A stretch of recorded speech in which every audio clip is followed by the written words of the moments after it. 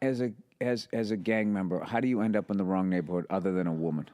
Oh man, I'm PCP. Oh, goddamn PCP. There's right? there's no heroin in your neighborhood, so now you gotta go buy heroin somewhere else. There's no crack in the neighborhood.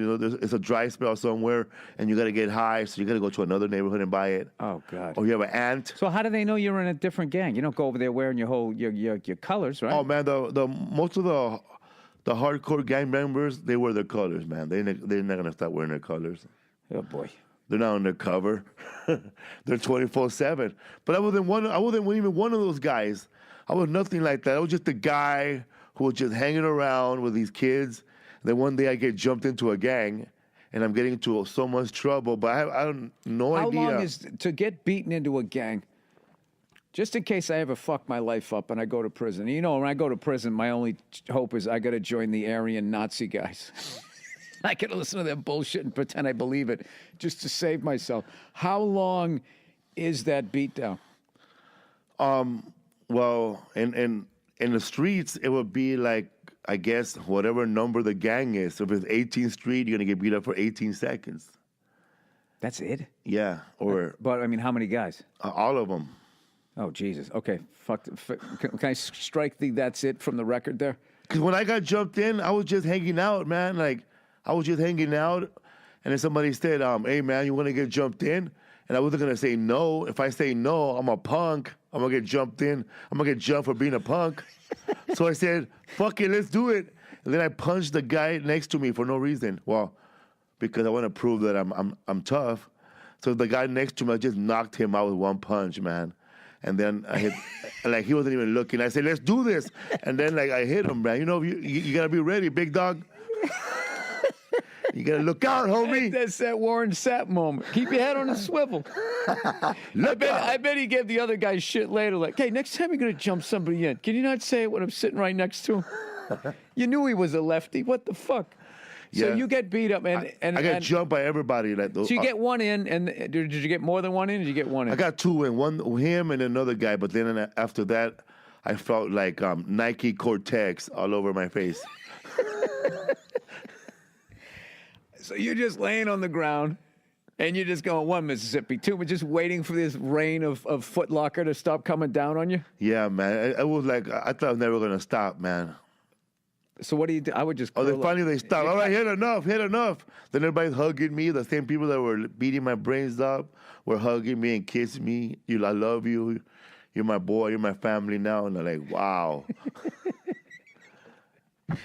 So then you come home, okay, and then you're just sitting there, all right, with fucking sneaker marks all over you, and you're going like, okay, now I guess I'm in a gang. Jesus Christ. Okay, so then what happens? What happened was I started hanging around. You know when white people talk about white privilege, going, dude, what the fuck is this? This is what it is. Totally. Yeah, you can sit there selling lemonade at the end of your driveway and not have to worry about accidentally. Did I just join a gang? There was. Hey, there's a green light on you. You were selling lemonade at the end of the wrong driveway. You're in the wrong neighborhood. Okay. There was there was two white boys in my neighborhood that were gangs. Was one the redheaded kid from Children of the Corn? Exactly, he was. He was. There was one guy. He was a blood actually. Malachi. He was from East LA. Snowman, they call him. Okay. There was actually two white boys. I find that offensive, by the way, but continue. There was two white boys in the hood, man, and they were both gangbangers. And one thing about white boy cholos, like when you see a white boy join a gang, like when you see a white guy, like someone like you, and you're hanging around with nothing but Mexicans, white guys are the most craziest gangsters when they're in a Mexican gang. They do stuff that a Mexican man would never think of. Like, I remember this one white guy, Snowman, he was a blood. He said, man, let's go do a home invasion. And everybody was asking him where. He goes, my mom's house. Oh, he wanted a home game. All right. That's not right. Like he wanted all the homies to rob his house. Because he wanted his mom and dad to get robbed. Why? Because I don't know. That was his idea. Because they were mad. They're probably saying, stop hanging out with all those Mexicans. Probably, man. That was his idea.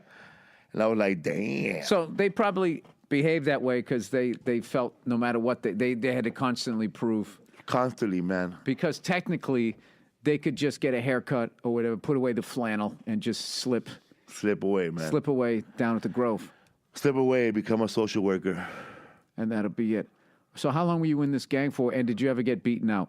No, I was in this gang till when Father Greg when I bit that guy's ear off, I went to rehab. My Father Greg Boyle took me to rehab, and I disappeared for. I'm still gone. I never went back. Oh, you never went back. Oh, all Yeah. right. When you get beaten out of a gang, how long is that beat down? As long as they want to. I know I had a guy in a podcast named Fabian, who was in a gang, and he talked about he got beat out, he got jumped out, and he said that when he got jumped, it just lasted longer. But his uncle is still in the gang. It was So kind he's of like a simple expression. His Hey, uncle is still in the gang, so his uncle oversaw him getting jumped out, so he didn't get hurt that bad. I don't have an uncle. okay. I probably would have got killed if I would have got jumped out when I was 20.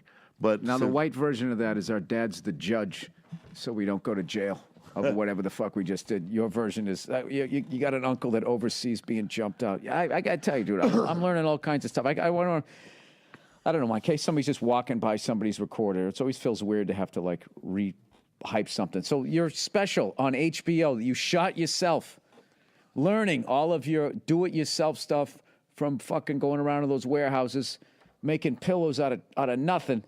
You ended up shooting this at the Improv in San Jose, which is one of my favorite clubs. Isn't that a great club? Because you Yes, feel it like is. you're doing a theater, Yeah. even though it's a club. It's tremendous. And you shot it there. It's going to be on HBO September 30th at 10 o'clock, called Translate This. Now, are you, I know you're a great joke writer, but I saw on Ari Shafir's, you told the amazing story that you touched on today. Is your stand-up style in this more joke-telling, more storytelling, or both? you know what? My comedy special it's more about how I got to this country with my parents and being a single father and being a cheater. But yeah, man, I cheat a lot. I get caught cheating all the time. I'm bad. I can't help it. I love women. I talk about getting caught cheating because I was caught cheating. Bert, both girls showed up to my house. Oh, God. You know what I mean? And man, it was crazy. And they asked me, "What do you got to say for yourself?" How long- Checkmate. How long was that beatdown? Was that Oh, longer than man. 18 seconds? It was crazy. They showed up in the same car. They talk to each other. Yeah, man. Well, now they film it and shit, and then you go in there, and then you got to do like an apology and all of that shit. The first 48. Yeah. Wow. Okay. So you're gonna, dude. I can't wait to see this. But, fucking special. I can't. I really, honestly, do. All right. As a stand-up comedian, I cannot wait to see this thing. You're one of the most interesting dudes I've ever. How are you so fucking happy-go-lucky? I don't get it. I don't know, man. I just love life. I'm never gonna go back to that type of lifestyle that I had in my 20s. And I just love living life, man. And I'm not gonna say that I'm perfect because I did fall off I was right after I went to rehab. I was sober for 11 years. Like I didn't touch no drugs. I didn't touch no alcohol, no beer, nothing. But along the way, the more I did stand-up comedy, the more, I did it. Not going nowhere. I went back to smoking crack. You went right back to crack. Mm-hmm. So you never really were a booze guy, huh? No. It's probably I don't know, booze. The more studies they do, it's like the worst. Fucking Ralphie thing. May retweeted my tweet the other night, and I don't understand what he meant at first because I was in Houston, and he retweeted, "Watch out for those spoons, bro." And then like, what the hell is Ralphie May talking about them spoons? Then I said, "Oh shit, Bert, Well, I got coked out in Houston, Texas. I Oh, they're couldn't- known for that there? Yeah, I didn't couldn't know do that. no more coke because my nose were bleeding. So I wanted to rock it up and smoke it in crack instead, because I wanted. Oh, so you're just like, I'm just going to snort a couple of lines. Yeah, What did you anticipate? Like, you like, fuck this, when I go to Houston, I'm going to party? Or was it just a spontaneous thing and all of a sudden you just said, fuck it? Oh man, I was over there. I was working the Laugh Stop in Houston.